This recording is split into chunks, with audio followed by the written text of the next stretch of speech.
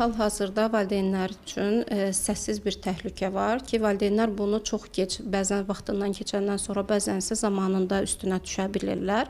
Yalnız mavi balina deyil, digər onlayn oyunlarda da eyni risk təşkil edir. Qarşı tərəfdə biz kimin əyləşdiyini bilmədiyimiz üçün onların uşaqları yönləndirməsi olur.